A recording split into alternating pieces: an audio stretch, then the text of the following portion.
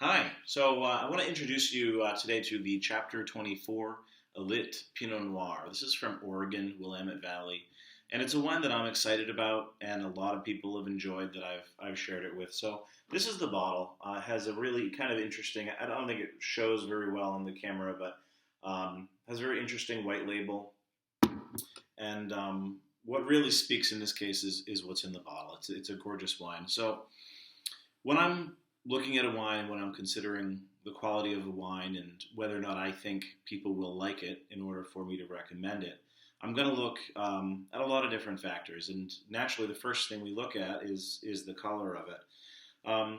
So for blind tasters, for those blind tasters out there that are interested in things like this, one of the things we notice too is that it's not a super deeply colored wine. It's a pale colored wine. You can clearly see through it. If there were text below the glass, you would be able to read the text through the wine. And then there are some colors in here that don't indicate this is new, right? So a little bit of a browning towards the rim, not quite brown, but that brickish, almost rusting color towards the rim suggests it's not a super young wine. In this case, this is a 2015, which isn't old by any means. This wine, we'll discuss later, can hold on for quite a lot longer than now, but we get that impression right off the bat, and it can be tricky because there are other grapes, Nebbiolo, for example, Sangiovese. These grapes can show those aging indicators young, at least in my experience. But in this case, it is just because it has a little bit of time to develop. The second thing that we're going to start to look at here is the aromatic quality. It really is a very inviting wine. We have a glass that's bursting with fruit and this kind of Oregon foresty floor, earthy, maybe wet leaf type aroma. And for some, it may not sound inviting, but it really is. Black cherry, ripe cherry, certain cedary note, maybe a hint of vanilla, but it's complex and the aromas are very intense here. It's a lot of aromas are very, very vocal, and it really does make you want to take a sip. So once we do,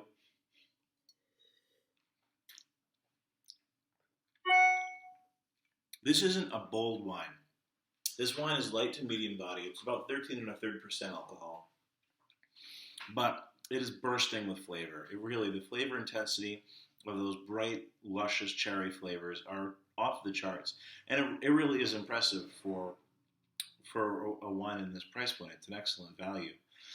Um, Texturally, I have to say the acidity is very high. So even though it's 5 years old now, I expect that this will age gracefully for several years longer.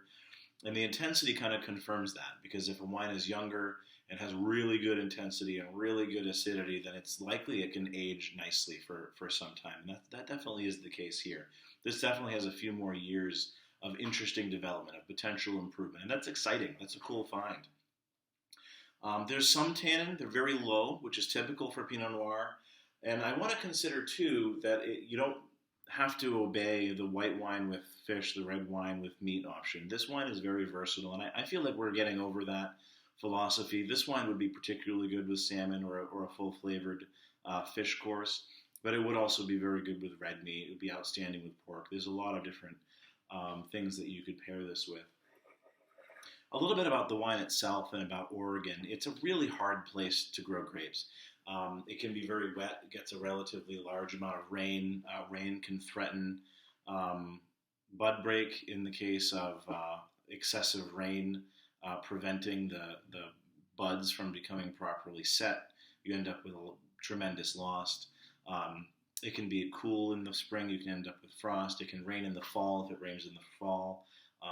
Grapes can rot on the vine. There are a lot of threats to this area in Oregon, and there are ways that winemakers prevent those threats or avoid those threats. One of them is relevant here because this is grown at fairly high elevation.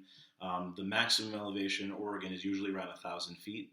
Grapes at this point aren't considered very viable at above 1,000 feet in Oregon.